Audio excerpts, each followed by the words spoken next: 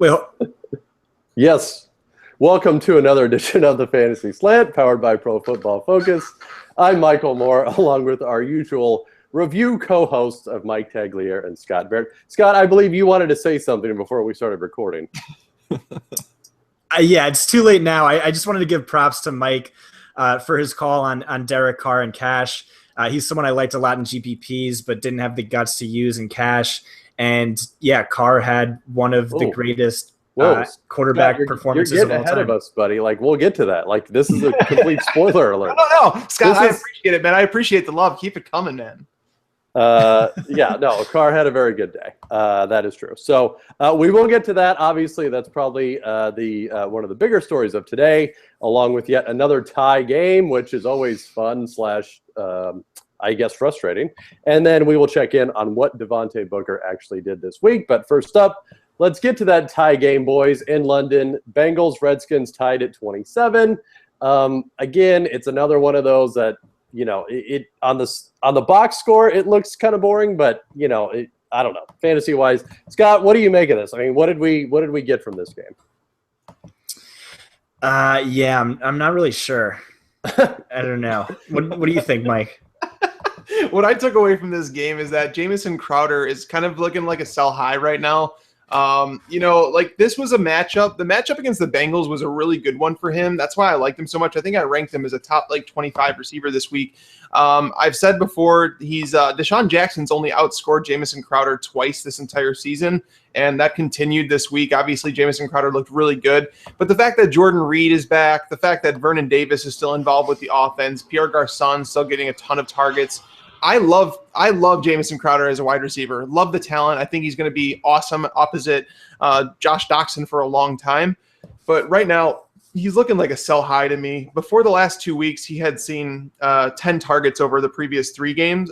So it's going to be very inconsistent. But, I mean, Rob Kelly, I think that was the biggest story from this game. He ran with authority.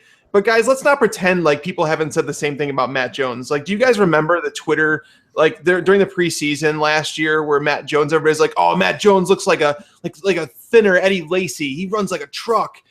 And then it got to the season and he was bad. So, I mean, I'm not going overboard on Rob Kelly or Chris Thompson. Moore, what's your take on the Redskins running game? Did you take anything big away from it?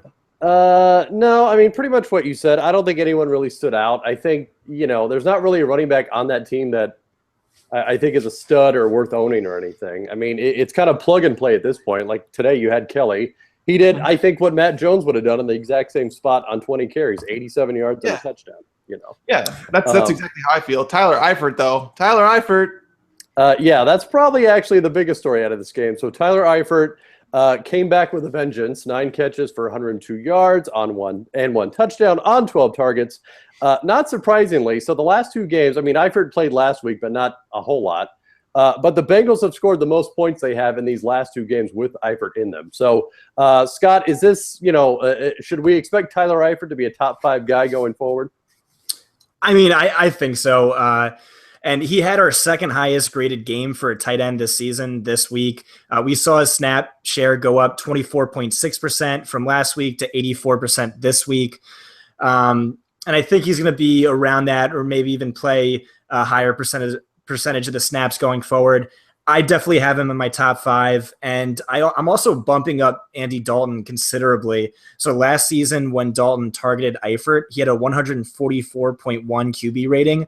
When he targeted anyone else, he had a 94.2 QB rating. And since 2013, he's averaging over 4 points per game more when Tyler Eifert has played. Yeah, and look, kudos to anyone that held on to Eifert or drafted him before the season with all the injury stuff. Mike, and Scott are raising your hand, so kudos to both of you. You cashed in today. All right, one more note on this game, you guys. So I wanted to touch on the running game for Cincinnati real quick. So Jeremy Hill did lead the way with 20 carries. 76 yards, not bad, but did have a touchdown. Scott, you're our workhorse expert. I mean, obviously this wasn't necessarily workhorse numbers because Bernard still got 11 carries. So, is Hill going to be the guy to own going forward, or is it still a legit timeshare that they'll probably go back and forth on? Yeah, I mean, I think it's a frustrating timeshare going forward. It is kind of concerning. He saw 20 attempts after only seeing 9 the week before. He's been dealing with a shoulder injury. I wanted to go back and touch on Rob Kelly a second because I know every single week I've been trashing Matt Jones. You said he put up numbers similar to Matt Jones, and I think that's right. But he really was running with authority. He forced 5 missed tackles, which is the most of the week. And I think he maintains this job going forward, even when Matt Jones does get healthy. But just know that Chris Thompson is going to get the bulk of the receiving work.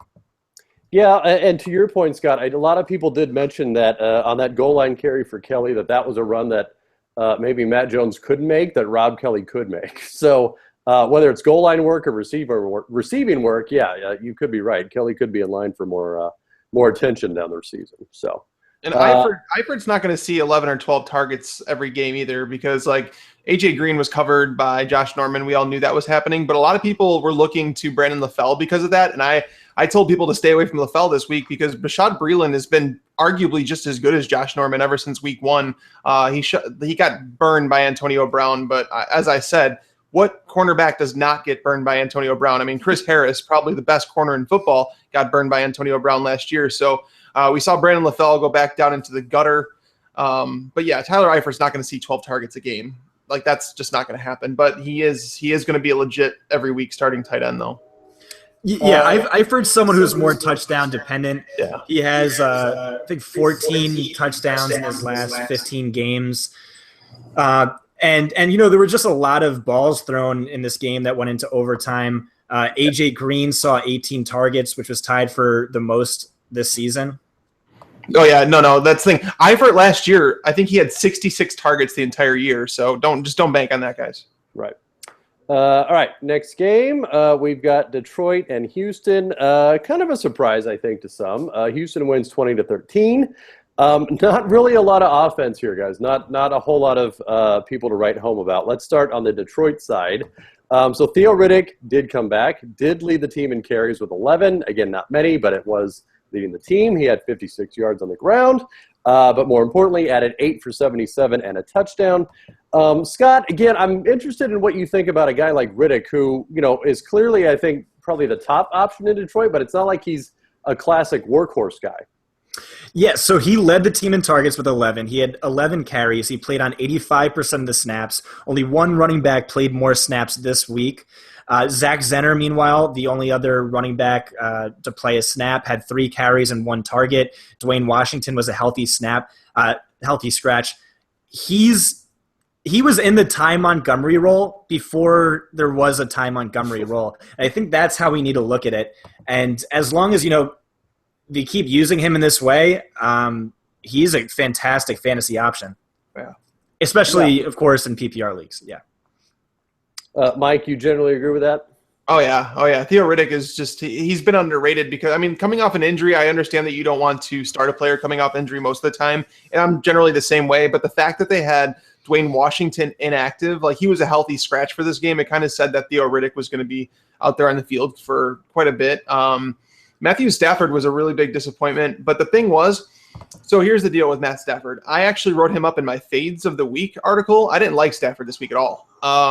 But for different reasons. If you would have told me that he would have been throwing the ball 41 times and that he had Riddick and Ebron in the lineup, I probably would have said, you probably should like Stafford. But that's why I just don't like him. He's just not very good against defenses that have a pulse. If he's playing like a bottom 10 defense, yeah, he's out there, trot him out there as your quarterback 1. But he was a really big disappointment in this game. That's my biggest takeaway from the Lions.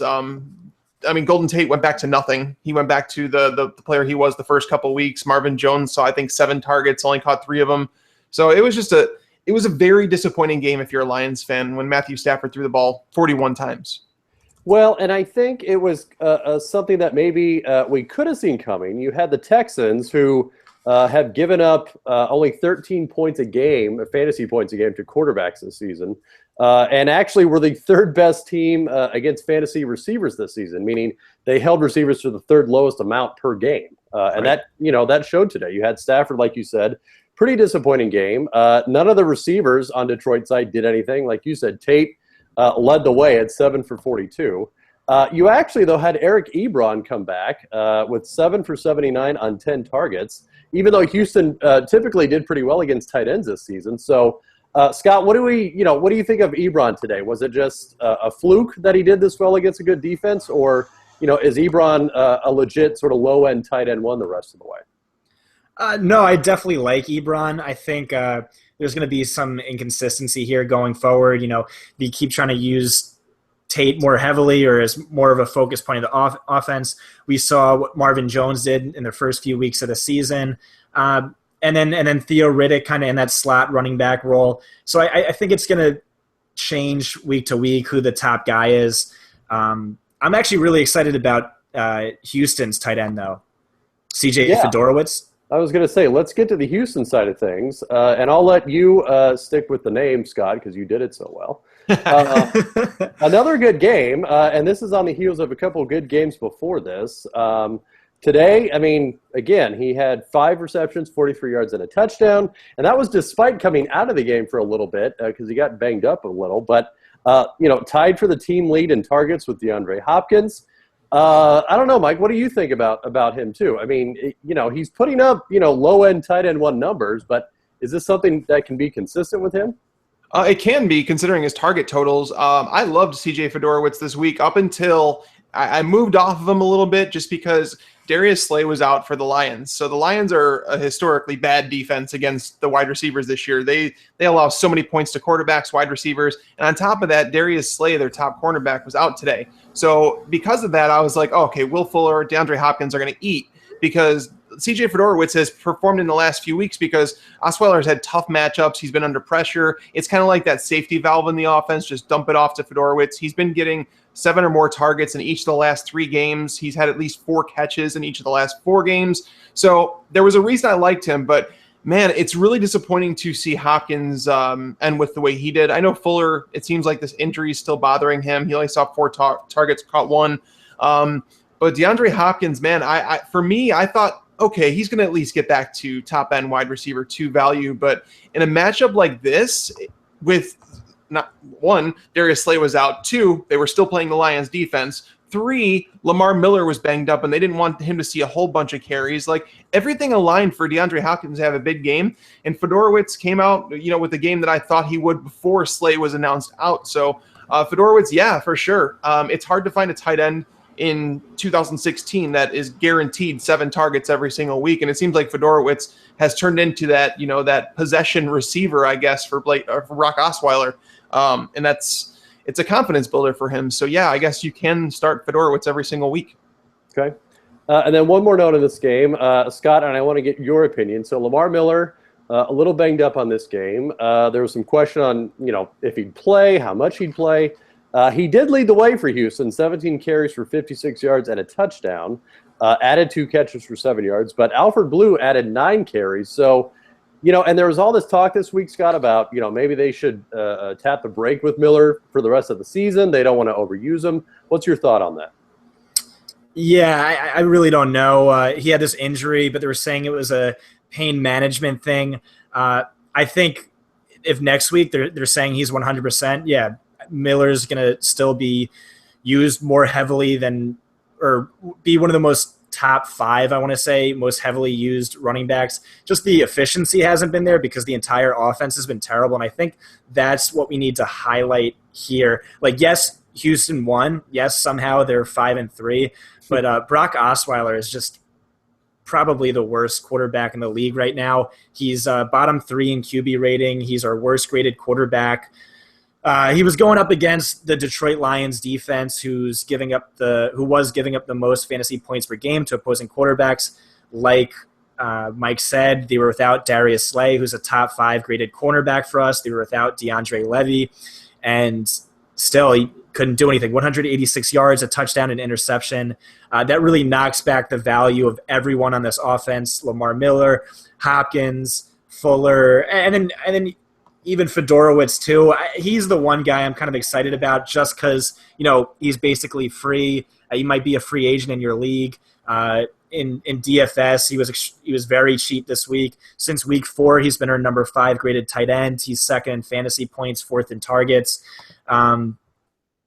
But, really anyone on Houston I can't get too excited about. Yeah. All right, let's move on to Seahawks and Saints. The Saints pull this out 25-20. Mike, let's talk about Russell Wilson, shall we? No touchdowns again. Hasn't thrown a touchdown in nearly a month.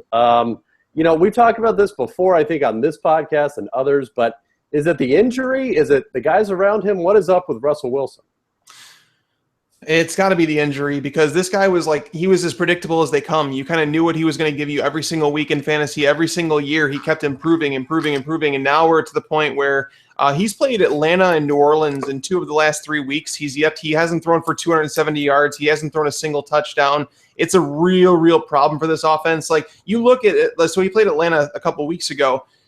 He didn't throw a single touchdown. You look at what Aaron Rodgers was able to do with backup wide receivers against this Atlanta defense. Aaron Rodgers showed you what an elite quarterback is supposed to be able to do against them. And Russell Wilson is struggling. The Saints, it's not like the Saints have actually been a better defense than people have given them credit for, I think, as of late. It's really surprising, because without Delvin Breaux, they haven't really allowed any wide receivers to totally just stomp them. So for me, Russell Wilson is extremely disappointing, but at some point I say he's still a buy in fantasy. Because there's going to be people after this week talking about dropping him. And if there's somebody in your league like that, I suggest going after him, because once his ankles get right and he's able to move around again, he'll be back in, that elite quarterback one conversation, because right now he just can't use his legs to buy him any time. The offensive line is bad. Tyler Lockett is banged up. He's dealing with a new injury, apparently. They couldn't even get the run game going this week. So it's definitely a concern for Seattle. At some point, if he's making it worse by playing on these feet, these ankles, these knees, whatever it is that's bothering him now, at some point as the Seahawks, you have to say, is it better if we just sit him down for a while? Because he's obviously hurting our offense. Their offense is in shambles. They look awful. But as I said just a moment ago, their offensive line is awful. Scott, I don't know if you know the ranking of the offensive line right off the top, but I know that they were in our bottom 3 pass blocking lines, 100%, awful. Scott, do you know? Yeah, they are our worst graded offensive line in terms of pass blocking. Yeah. And in terms of run blocking, my computer's very slow. The second worst. So they are bad. That's what I'm saying. It's just I that's what I thought off the top of my head, because I hadn't looked at it in a while. I just know that without his legs, Russell Wilson is just not. He's not really the quarterback that we've come to know and love. This was actually the first week, though, that PFF gave him a negative grade, which is kind of surprising. But yeah, he just couldn't. He can't. I don't know what's going on with him. The doctors would know more than I do, but he's just not Russell Wilson right now. Well, and another note real quick, Mike, you had mentioned how the Saints defense was actually quietly kind of playing a little better. Mm-hmm. To that point, the Seahawks had only 54 plays today. On the season, heading into this game, they had 64 per game. I mean, that's 10 less plays for this game than they usually have. So the Tim Hightower effect. Well, okay, let's get to that. So yes, the other big story from this game, Mark Ingram fumbled and was subsequently benched. Enter Tim Hightower, who had 26 carries for 102 yards.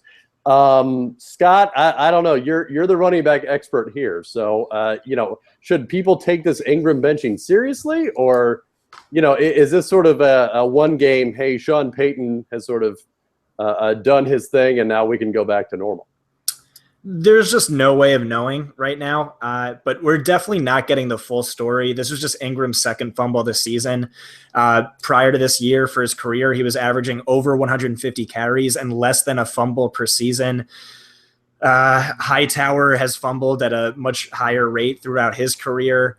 Really makes me think something else is going on, and I'm not sure what it is. Hightower was really not that efficient. He had 4 carries from the 1 yard line and got stuffed on all of them. You'd think they'd put Ingram in there, but we didn't see it.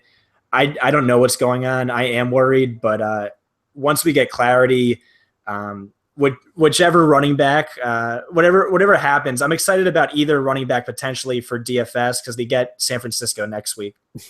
Well, and to your point, I think Tim Hightower also fumbled in this game, but yet was not pulled like Mark Ingram was. So, yeah, I think you're right. I think there's definitely something else going on that Sean Payton's probably not mentioning, but that's okay. All right, let's move on to the next game.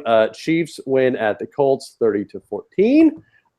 We had, you had Alex Smith in this game get knocked out with a kind of a pretty bad looking. It looked like a bad hit. I mean, he came back in the game, but it was okay. He went 9 for 19 for 127 and a touchdown. Again, not very efficient. Mike, we had a Nick Foles sighting with 223 yards and 2 touchdowns. So, real quick, just in the off chance that Alex Smith can't go the rest of the season, how good can Nick Foles be in this offense? I'm not. No.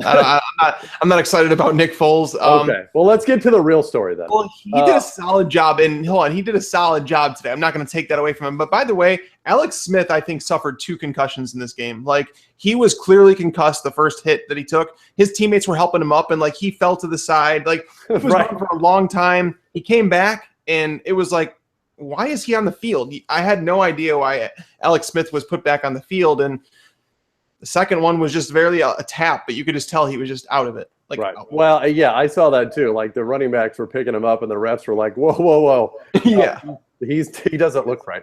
All right. So the other injury, and I do want to talk to you about this one, Mike, because this is your boy. Spencer Ware got knocked out. Only finished with 7 carries for 19 yards. Charkandrick West stepped in, not very efficient, 14 for 52. Didn't add much on the in the air either, 2 for 8. So, worst case scenario, if Ware can't go, say next week even, and we've got these questions with Jamal Charles now, who's going to see more specialists on his knee. What can we expect from Charkandrick West if he couldn't get that much going against the Colts today? Well, I mean, if Charkandrick West is playing, if Spencer Ware doesn't get cleared, you have to play him. Jamal Charles is going to see Dr. James Andrews. He's not going to be playing. And I said it the other day is that I fear that we've seen the last of Jamal Charles. And that really sucks because as a fan, Jamal Charles was so much fun to watch. And as much as I love Spencer Ware, I want to see Jamal back in the field. But I don't know if Spencer Ware gets cleared for this. They officially said that he did have a concussion. That's why he never came back to the game. It wasn't the protocol. He actually suffered a concussion. So it's going to be tough to see him pop right back up. Charkandrick West, we saw last year. He was essentially a lock and load RB1 every single week when Spencer Ware, Jamal Charles were not anywhere to be found. So yeah, he's obviously going to be there. I think that this matchup for Travis Kelce, Tyreek Hill to an extent, Jeremy Maclin, I think it was more of an effect of the Colts' bad defense. Ever since they came back from London, this team has been awful. They allowed 3 straight, but coming into this game, they had allowed 3 straight running backs to top 100 rushing yards. Tight ends have been monstrous against them. That's why I love Travis Kelce this week. He was probably my favorite GPP play. But Nick Foles-led offense. I mean, ever since he's been without Chip Kelly, he threw 7 touchdowns, 10 interceptions. He's not anything to be scared of. So Charkandrick West, as much as I want to get excited about him, he's going to be a starter because he's going to be locked in for 15 touches. But with Nick Foles leading a passing attack, I don't think that many defenses will. I think they're playing Jacksonville next week, if I'm not mistaken. Yeah, they're at home against Jacksonville, yeah. Yeah. So that's just going to be an ugly game altogether. But Spencer Ware, he wasn't even having a great game before the concussion. So it was a really weird week. I wish we could actually just forget about this entire week of football because God, I know you and I were talking, and it's just been, this week was just a really, really messy one. Yeah, a lot of injuries. Ware was a guy I was really excited about given his matchup. Then on the other side of the ball, I still really liked T.Y. Hilton's matchup. Even with Moncrief coming back and he got hurt, he had a hamstring injury and really was completely ineffective. Well, yeah, and I was going to ask you about that, Scott, because I know I touted the Colts receivers all week because the Chiefs are literally the worst team against fantasy receivers this season. So I thought, T.Y. should have a good game. If Moncrief can go, he should have a good game. But I mean, the receivers didn't really get a whole lot going. I mean, yeah, T.Y. was out, I think, most of the game, so that obviously affected that. But, even their best receiver today, Moncrief, had 4 for 41 and a touchdown. So, what do we attribute that to, Scott? Is that, just Andrew Luck not getting a whole lot of time? I mean, he was sacked 6 times, so he was hurried a lot today. Yeah, and that was really interesting too because heading into the week, Kansas City ranked bottom 5 in QB pressures per game. Right, which I don't know that anyone could have seen this coming, that they would have sacked him 6 times, yet they did. So they didn't have a game all year with more than 2 sacks, Kansas City coming in, because I debated them as a streaming defense or as like a DFS defense, and I didn't go with them because they hadn't been pressuring the quarterback. And if you let Andrew Luck sit back there and not pressure him, he's going to eat you alive. So, it was definitely surprising. I'm with you, Scott. All right. Well, let's move on to probably everyone's favorite game of the day. We had the Raiders and the Bucks. The Raiders win 30-24 in overtime. Mike, go ahead, take a bow with your Derek Carr call from today. No, I mean, if you listen to the reasoning, because sometimes your plays won't pan out. Like, Scott, you talked about it. T.Y. Hilton, he was a good play today. It just didn't pan out, and sometimes that's going to happen, but you have to go through the process, and I felt like the process with Derek Carr was there this week. A lot of people were on Jameis Winston, and I was curious to know why, and I couldn't get a sound reasoning. So more and more people I started bringing over to my side on Carr. And if one thing's clear, like I think can we finally clear this up that Amari Cooper is a better wide receiver than Michael Crabtree? Like when Amari Cooper does not have a legit number 1 cornerback draped all over him, he blows up. Like Amari Cooper, and I've said it before, I think I said it around you, is that I don't know if there's a wide receiver that I would rather have in Dynasty than Amari Cooper. Like he is so talented. He's fun to watch. He had one bad drop today, but I don't think anybody's going to complain because he 12 for 173 and 1. That's a pretty good game, and it's just like you can see it when he's draped by an opposing number 1 corner. They're gonna go to Crabtree, and it's just a smart thing to do for Derek Carr. That's why Derek Carr is one of our top graded quarterbacks at PFF this season. But this week it was both of them. You got to play both Amari Cooper and Michael Crabtree. It was fun to watch. Definitely was fun to watch. Well, so those final numbers for Carr, 513 yards, 4 touchdowns, no interceptions. Was it you, Scott, that had the stat on like how many quarterbacks have done that in the entire history of the NFL? Yeah, so Derek Carr's 513 passing yards today, ties for 9th most all time. Only 2 other quarterbacks have ever thrown for more than 500 yards, 4 or more touchdowns with 0 interceptions, and that's Y.A. Tittle and Ben Roethlisberger. There you go. So literally something that's only happened 2 other times in the history of the NFL. So not bad. Yeah. Can we go back to the Michael Crabtree, Amari Cooper debate? Yeah. Okay. So do I think Amari Cooper's a better wide receiver? I do. Am I convinced that Amari Cooper outscores Crabtree the rest of the way? I'm not sold. I think he probably does, but the odds are already tilted that way anyway.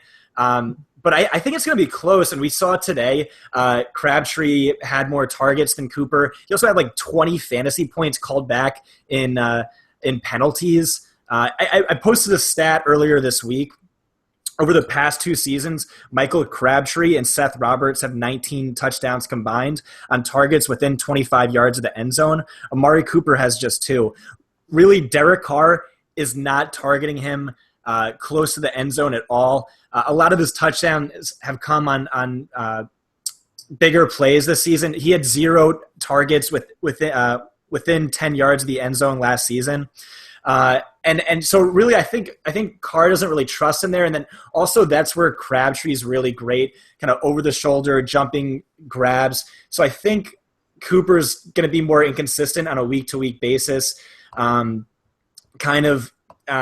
Just because he doesn't have the safe kind of touchdown floor that Crabtree seems to have. And we've talked about that before. But I really like both of them. Both ranked top 10 in fantasy points per game this season. Derek Carr is playing lights out. He's our 2nd highest graded quarterback this season, right after Tom Brady.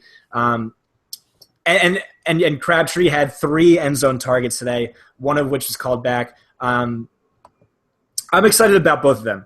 I really am. No. They complement each other very well. And that's I'm not putting down Michael Crabtree. I just think he's a lot more touchdown dependent than, say, Amari Cooper. I just think Amari Cooper makes his routes, like his route running, well, it's something special. He's like a young Anquan Bolden, and that's saying something because I've admired Bolden for a long time. Well, and the big question for the Raiders, I think, is going to be, can they keep this up the rest of the season? Because this is exactly what happened last year, at least the first part. Is they were just, went out guns blazing the first half of the season, and then the last half of the season it was downhill. So I think that had to do with Amari Cooper's foot, though, too. He was dealing with a foot injury of the plantar fasciitis over the second half of last year, and that's where a lot of people pull a lot of stats where Crabtree has outscored Cooper. The second half of last year, you've seen Cooper's stats fall off a cliff because his rookie year, before he suffered the foot injury, I think he was on pace for like 1,300 yards. The touchdowns have been low. There's no doubt about that. There's no way for me to dispute that. It just seems like that he does prefer Crabtree in the end zone and to an extent, Seth Roberts. And that's going to keep happening. The disappointment, though, Latavius Murray, like he's playing behind legit a top 3 offensive line, and he can never get anything going. Like he was the guy a couple of years ago we were excited to see, get a full-time job and that he'd be able to break these long runs. He doesn't ever break a 20-yard run, like ever. All he does is grind away, and then he'll get a touchdown here and there, and that's what makes his fantasy day. But he's been extremely disappointing to me.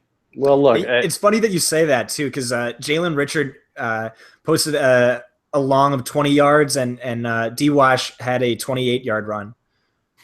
Well, and the even more telling set, Murray with 11 carries, Richard with 5, Washington with 5. Like they're not giving this timeshare up, you guys. Like this is going to happen. There's no one's running away with this thing. So no. All right, one more note on this game, real quick. So I wanted to talk about Mike Evans a little bit. So he had 4 catches, 50 yards, led the team by far with 11 targets. No one had more than 5. Scott, what do we make of this? I mean, Winston wasn't particularly efficient today. So is it a Winston problem? Is it Evans? Is it both? What's going on here? Yeah, so I agreed with Mike's call that I wasn't really on Winston when it seemed like the entire community was. But I think you should give this question to him because he was the one kind of driving the fade Jameis and fade Evans train this week. Well, the reason I was fading them, obviously I liked Carr a lot. I liked him a whole lot because I went through and I looked at it and I said, Jaquiz Rodgers, like ever since Dirk Cutter said that he wanted to cut Jameis Winston's throws, he's actually done that. Like Jameis Winston threw the ball 30 times the past 2 weeks. Jaquiz Rodgers has been running fantastic. Peyton Barber even showed some skills. It gets to a point when you're like, there literally are no other options for them to throw to. And the reason that, okay, so Scott, you and I are both on the same page where we don't think that Mike Evans is a terrific NFL wide receiver. Amari Cooper is a better wide receiver, like 100% hands down. But the reason that people are drawn to Mike Evans is because he sees such volume. But it comes to a point where it's like, if you're playing a defense, like Oakland that struggles against the pass, let's just take away the number one option. Like if you're playing against them, it gets to the point with the Bucs where you just say, beat us somewhere else. And they did that with Mike Evans today. They double teamed him. They shaded a safety over his top like almost all the time. Mike Evans, I think he had another drop today. He only caught 4 of his 11 targets, so part of it's on Mike Evans. But he's been an inefficient receiver. Scott and I have been on this. Like we talked about that. Jameis Winston, when targeting Mike Evans, he has the worst quarterback rating over the last 2 years when targeting him. Over any other wide receiver in the NFL that's seen, I think it's over like 50 targets. So Mike Evans has been terribly inefficient over the last couple seasons, so it's not like this is a one-game thing.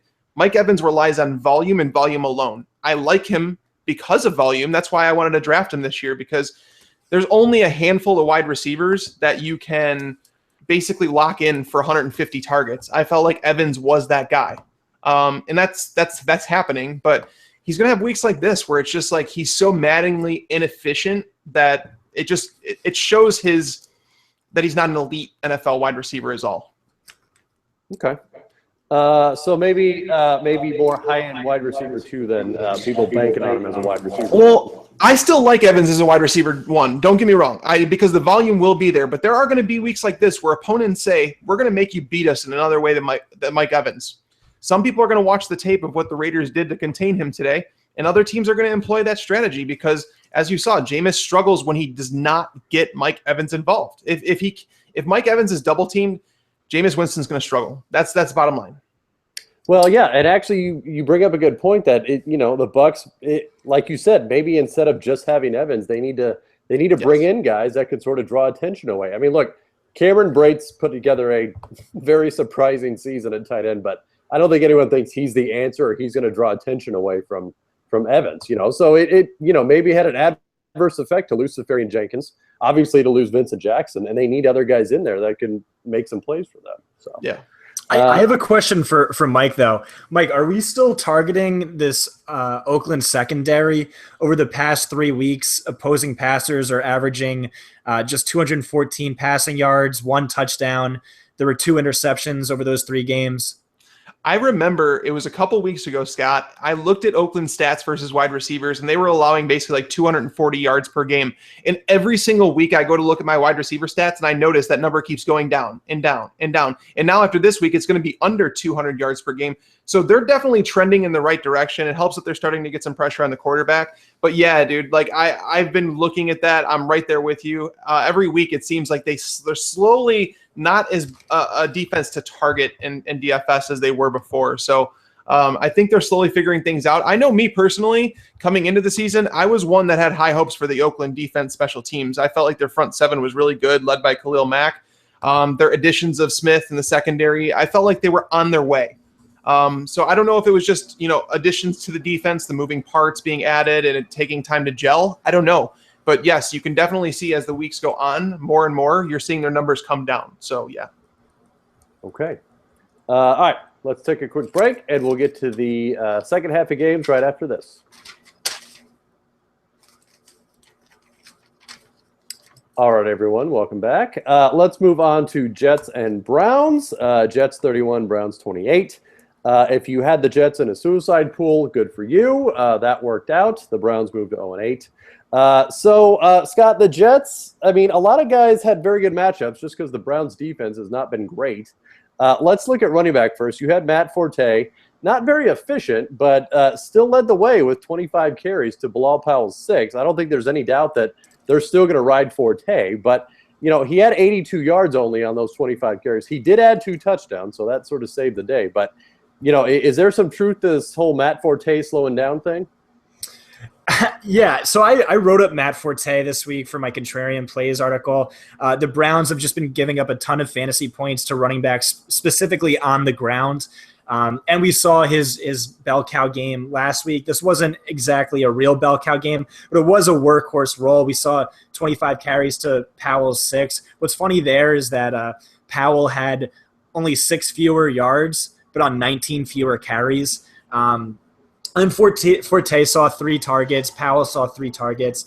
And, at his age, you got to expect him to be kind of wearing down when we get to week 8. He's been on the injury report every single week dating back to week 3. So he is banged up as well. I think he's really going to be matchup dependent going forward. But, 30 carries last week, 25 carries this week, a lot of the goal line work. So it is good that the volume's still there at least.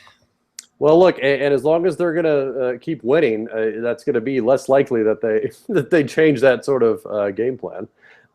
Mike, we had the leading receiver for the Jets, Quincy Enunwa, 4 for 93 and a touchdown.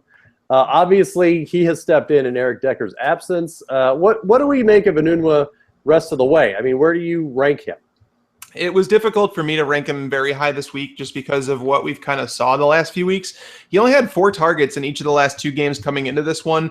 The matchup was fantastic against Jamar Taylor. The Browns defense is always one to target for wide receivers. I expected a lot bigger game out of Brandon Marshall. I'll tell you that. The targets weren't there. It's just really weird with Fitzpatrick. I don't know if it was just him trying to change things because he's been in a slump and maybe he's like, all right, I need to change the way I'm doing things. I don't know if this is Todd Bowles' call. I don't know, because it really stinks because I've been using the Browns stat for ever. It was just every week you could add a week onto the total of coming into this week. It was 15 out of 16 games they had allowed multiple touchdowns. And now, Ryan Fitzpatrick only threw 1. That kind of stinks. But this Browns defense is definitely one to target. And next week you're going to see them going up against the Cowboys and Dez Bryant. So Dak Prescott, Tony Romo, whichever one's starting next week, you're going to want to start them.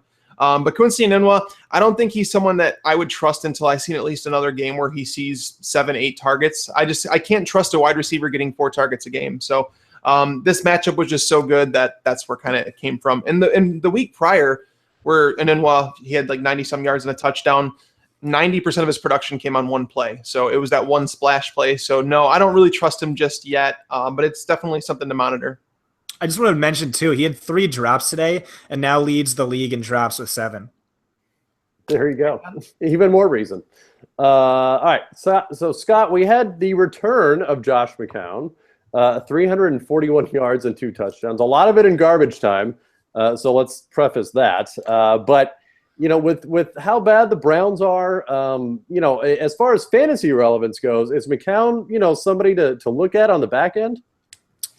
Yeah, so I love McCown way more than I should. Yeah. But yeah, he's a great streaming option, but he's very matchup dependent. Everyone's been beating the Jets through the air, and so he had this matchup this week. You're going to get excited when he has matchups against bottom 10 defenses. Jets are certainly bottom 5 against the pass. But I definitely don't think he's an every week option. Terrell Pryor, too, I'm not sure what to make of him. I don't know if he's 100% healthy. He was limited in practice all week, then put together a full practice on Friday. He saw 13 targets, which is great, but only caught 6 of them, still went over 100 yards. As he gets healthy, as Corey Coleman gets healthy, you're going to get more excited about Josh McCown. Yeah. Josh McCown, if you go back to last year, he's thrown multiple touchdown passes in 7 of his last 9 games. Josh McCown, I would go as far to say that Josh McCown is a borderline QB1 going forward. Once Corey Coleman gets back, they're like a legitimate, because you think about it, their defense is awful. They allow so many points per game. Terrell Pryor is getting healthier. He looked fine today. He was up against Darrelle Revis almost the whole game. He dominated Revis nonstop. I was watching that entire game because I had high hopes for Ryan Fitzpatrick, even though I didn't put any stakes in him. No, Terrell Pryor looks good. Corey Coleman looked fantastic before going down. Gary Barnidge is still a piece of this offense. Duke Johnson was more involved again. Hugh Jackson is starting to realize what Duke Johnson can do out of the backfield. And, Josh McCown, like I said, he's a great streamer just because of the situation. And Hugh Jackson, he's making it possible for him to throw, over 35 times a game. So, yeah, I'm with you, Scott. Josh McCown is I'd rather own him than somebody like Joe Flacco or what are some other names in that range? I think I would rather own him than Kirk Cousins. And that's probably not a popular opinion. But I think Kirk Cousins is a bit hit or miss for me. Okay. Well, and one more note on this game, you guys. So maybe the one Browns player who didn't have a great fantasy day, Isaiah Crowell, 29 yards on just 11 carries. Scott, so in his last 4 games, he's only had 1 game over 2.6 yards a carry after his first 4 games of at least 5.2 yards a carry. Still the same amount of carries. I mean, he got 11 this week, 12 last week, so nothing crazy there. But what do you make of Crowell? Is he just, who he is? Yeah, so like Mike said, Duke Johnson's being more heavily involved, and of course he is. The Browns are probably going to be trailing in every single game they play this season, so he's not going to have the benefit of positive game script. I think defenses are going to kind of load the box against him. Of course, this was the worst, or maybe if you want to look at Green Bay's run defense, the second worst, but definitely bottom 2 matchup for a running back. So he had that against him as well, but Crowell's not a guy I'm excited about on probably the worst team in football. Well, the correlation of Joel Bitonio, so he's the left guard that they lost, and I think it was 3 weeks ago they lost him. He's a Pro Bowl guard, and he was dominating in run blocking. So that when that happened, it definitely brought down Crowell. But as we talked about, this defense is so bad. That's why you have to love the passing game. Well, and to your guys' point, if you've got a team that's losing a lot and Crowell does one thing and one thing only, and that's run the ball, he's not going to be able to run the ball a lot because they're not going to be ahead to want to run the ball. They're going to be behind and have to throw it. So, but all right, let's move on. So next up, we've got Patriots and Bills. The Patriots win 41-25. We have yet another angry Brady game. He's really good. I don't know that we need a whole lot of analysis on that. But let's talk about some of the other guys. I did want to talk about Chris Hogan real quick, you guys, because, look, we know Gronk's great. He had 100 yards. He got his 69th touchdown. Do with that information what you will. But you had Hogan, who added 4 for 91 and a touchdown. So, Mike, I mean, obviously, any receiver not named Julian Edelman in that offense is going to see an inconsistent amount of targets. But Is Hogan? Tell me where you would put Hogan. Is he a flex guy? Is he a wide receiver 4 guy? With a lot of the injuries that we've kind of seen, a lot of the inconsistencies we've seen on a lot of receivers, I think it's hard to say that Hogan is not in that wide receiver 3, wide receiver 4 conversation with Tom Brady. He's playing all the snaps. He played actually more snaps than Julian Edelman today. I kind of view him in that Brandon LaFell role, and not Brandon LaFell from 2015, like Brandon LaFell from 2014. And if a lot of people have forgotten about that, once LaFell took the field, so for the first couple of weeks with the Patriots, he was playing on special teams. He wasn't getting many snaps at wide receiver. In week 3 was when he actually started at wide receiver. From week 3 through the rest of the season, he actually outproduced Julian Edelman from a fantasy basis. Like, he was a legit wide receiver too.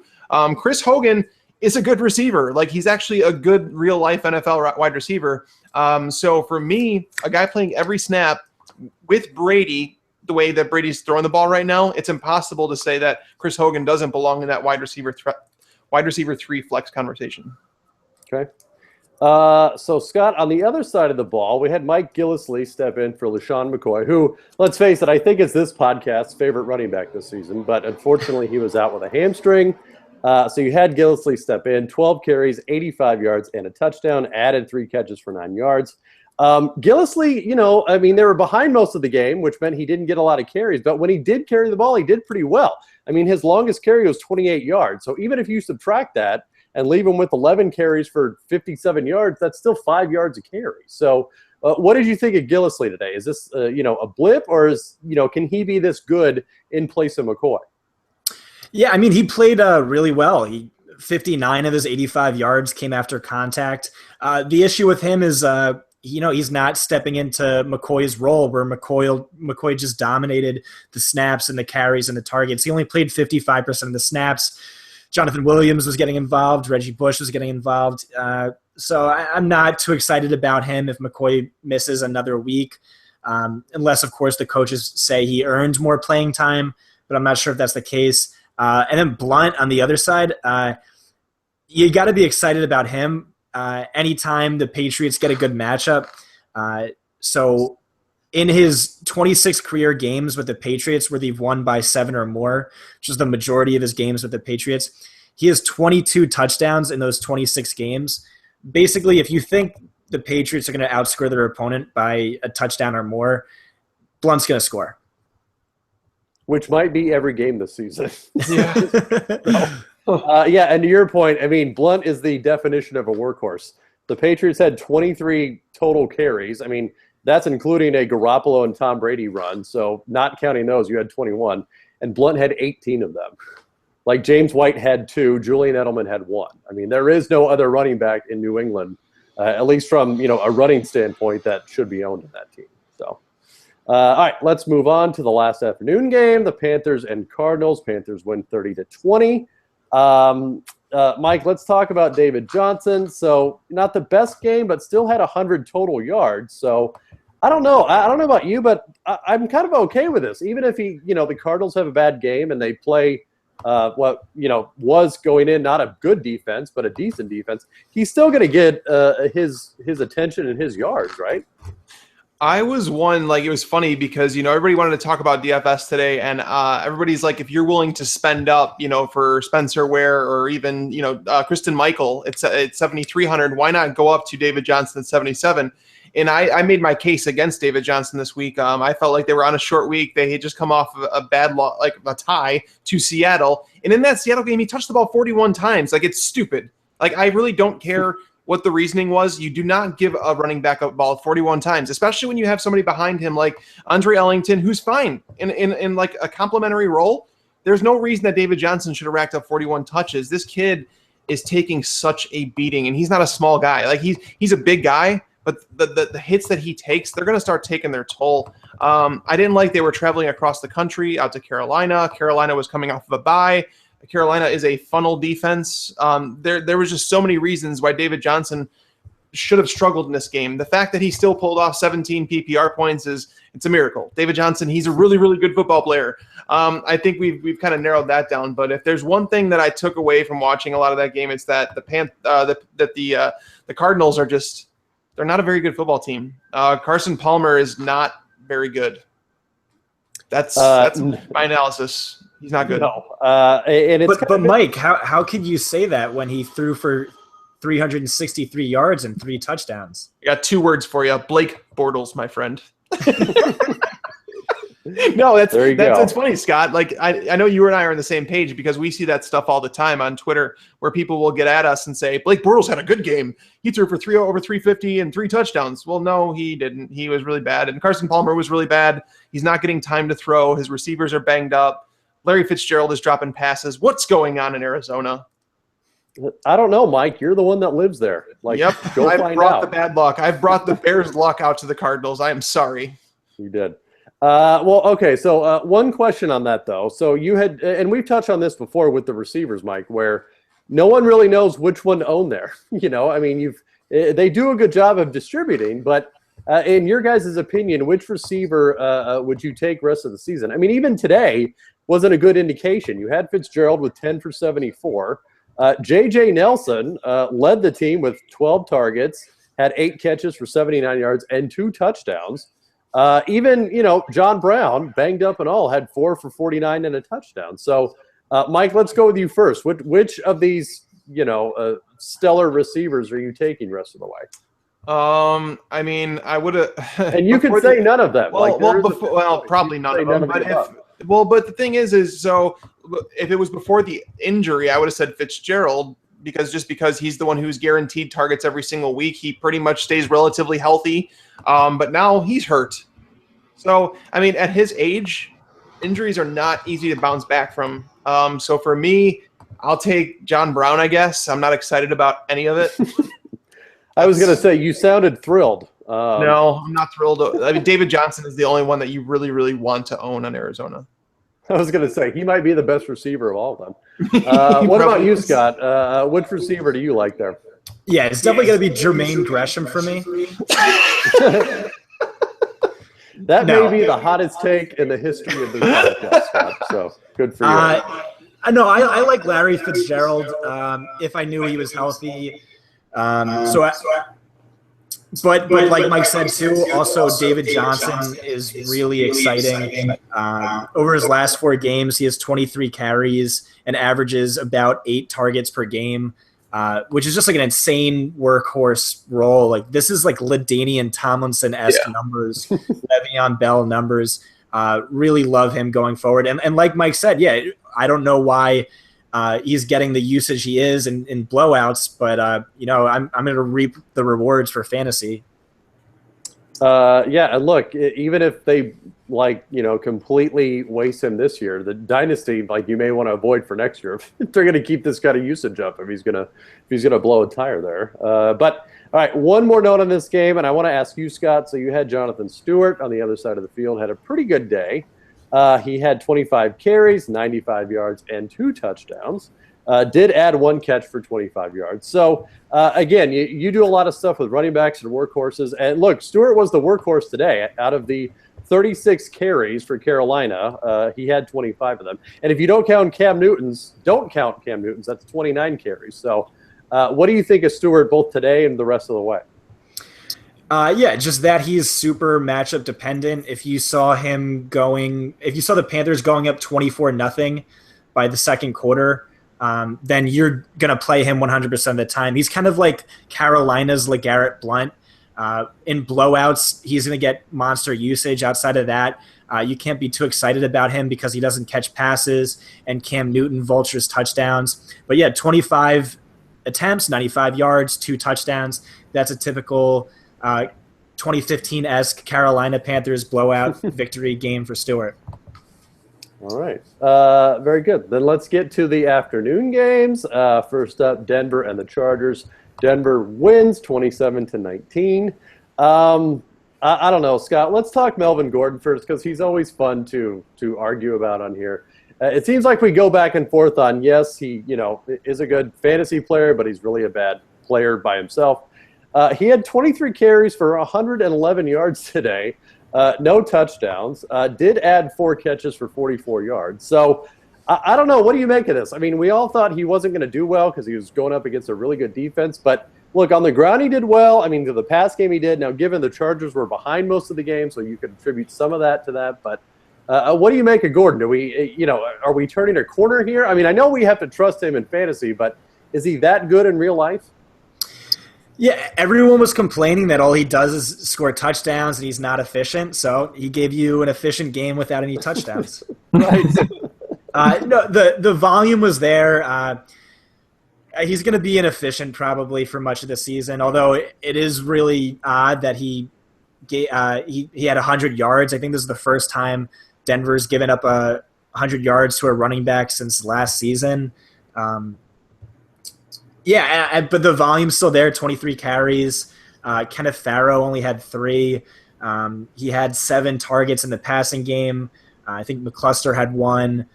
Farrow had 0. The volume's there. He's a bell cow. You'd want more efficiency. You got it this week. That's a little encouraging. Going to get all the goal line usage at the running back position. I'm excited about it. I like him. I think he's a running back 1 the rest of the way.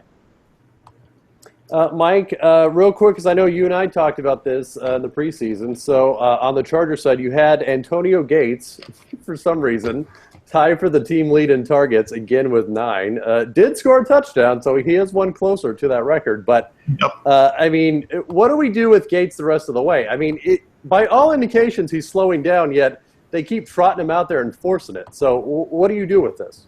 He's kind of touchdown or bust. I think this was his season high, actually, of 33 yards. I don't think that I think that's his highest this season. Like, no kid, I'm not kidding. But he's very touchdown dependent. There's a lot of tight ends that are, that touchdown dependent. But right now, I'd rather have CJ Fedorowicz over Antonio Gates. And that's kind of crazy. But Antonio Gates just doesn't look very good out there on the field. Like, he moves like a turtle. And I know he's never been very fast, but he's a very, very old turtle now.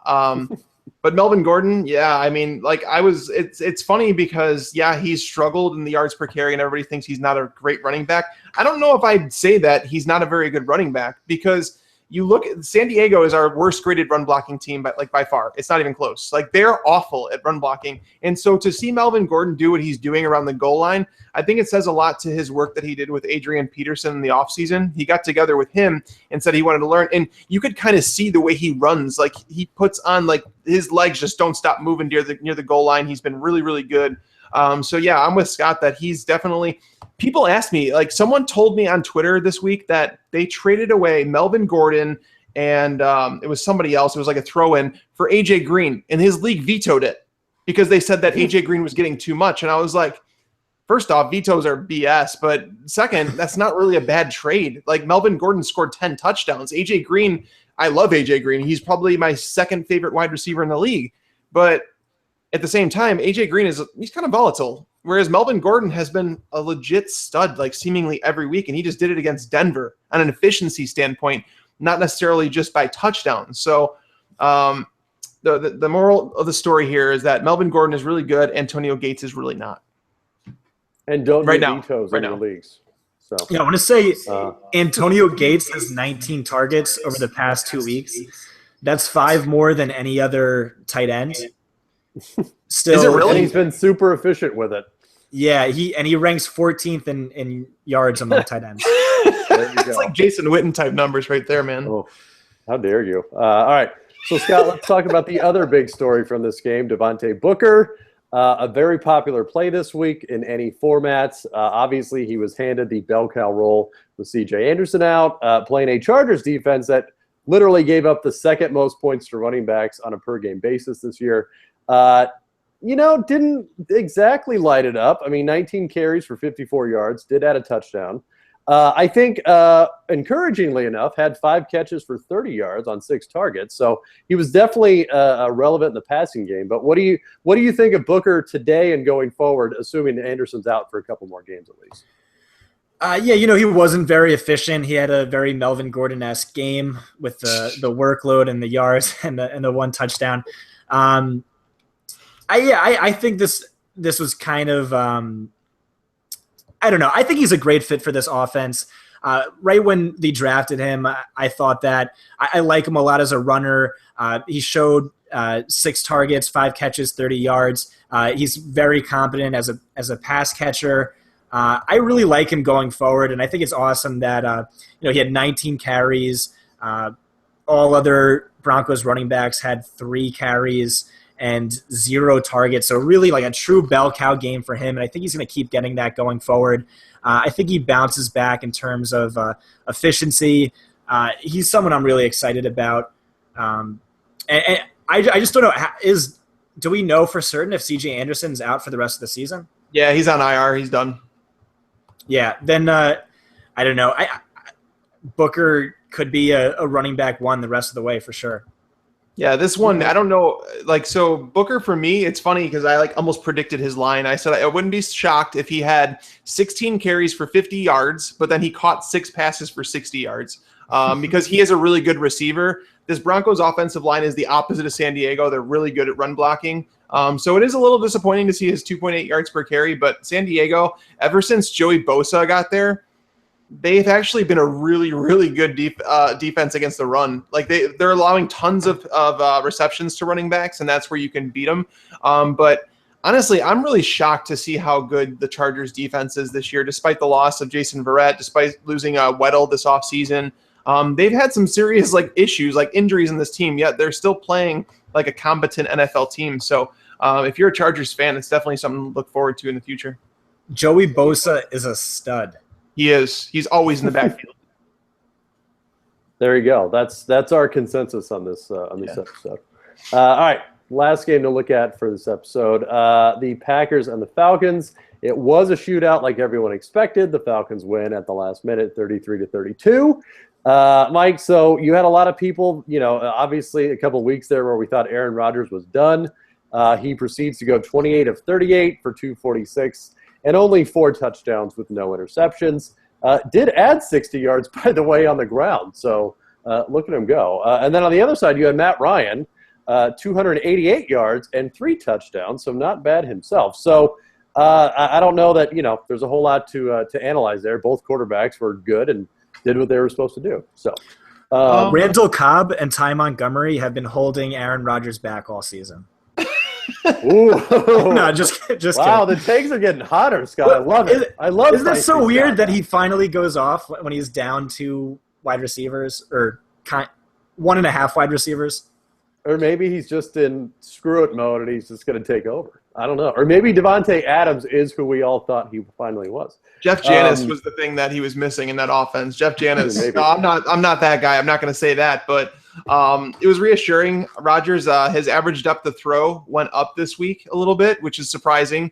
But maybe it's just because Ty Montgomery wasn't in the lineup because last week he had just a 6.4 yard average depth of throw. This week it went up to 7.8, which is still low. But they're doing the smart thing with the Packers. They're slowly building his confidence up. Jordy Nelson looked a lot better this week. He was getting separation on Trufant, which is impressive because Jordy Nelson hasn't been getting any separation almost the entire year.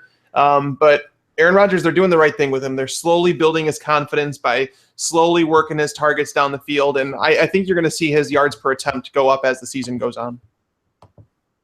Well, and what do you guys make of Devontae Adams? I mean, he's put together, this week, not exactly efficient, but led the team in targets by a lot with 14. Also led the team in receptions by a lot with 12. Only 74 yards, so 6.2 yards a catch. But, Scott, the injury report is pretty full with Packers these days between, like you said, Cobb and Montgomery. So assuming those guys, if they come back, does Cobb just step in and resume his role, or does Devontae Adams carve out a role for himself, or what do you make of that? Yeah, I'm not buying too heavily on Adams, especially if Mike is right and Jordy Nelson's kind of regaining the speed he lost since his fantastic 2014 season.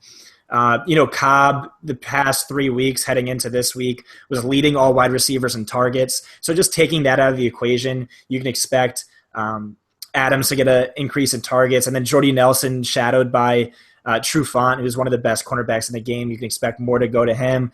Ty Montgomery out, more targets to go to Adams. So I'm not ready to buy into him just yet. Okay.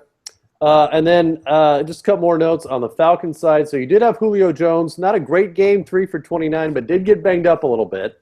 So not all his fault. But Mike, what do you make of that in the Falcons receiving game? And then I'll give you my hot take after that.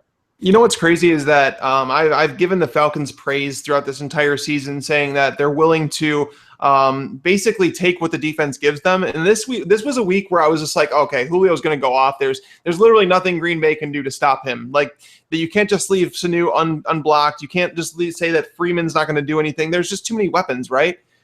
Man, it's just really frustrating. It's a really frustrating year to own Julio Jones. Like outside of his 300-yard game, he hasn't really put together a whole lot. He scored a few more touchdowns than he did last year, like at a higher rate. But it's getting frustrating to see the low target totals. Last year, I want to say there wasn't a single game where he had less than 7 targets. And this year, I think there's already been 4 games where he's been under 7 targets. So it's getting frustrating as an owner because I'm a guy that was willing to own him almost everywhere I could anyways. So it's frustrating for sure to see his 3rd game under 30 yards this season. So but the Falcons as a team, they're doing what they're supposed to. They're winning games, and I guess we can't really blame them for that. No. And then I thought it was interesting, and write this down. I think Austin Hooper has probably officially jumped Jacob Tamme in the tight end depth chart. That's should. My hot take for this entire episode. He should. Yeah. Hey, 5 targets compared to Tamme's 2 targets. Well, Tamme did get hurt. He got hurt like really, really early on in that game. I think he might have broke his collarbone, to be honest. Well, why do you have to completely? I always do that parade, to you guys. Mike. Thank you. I always do that. I think I did that to Scott the other week. So he said something. I was like, I think he got hurt, and you're like, damn it, Mike, why you got to ruin everything? No, you're kind of a downer, to be honest with you, but that's okay. Anyway, all right, that will do it for this episode. From Mike Tagliere and Scott Barrett, we'll see you next time on the Fantasy Slant.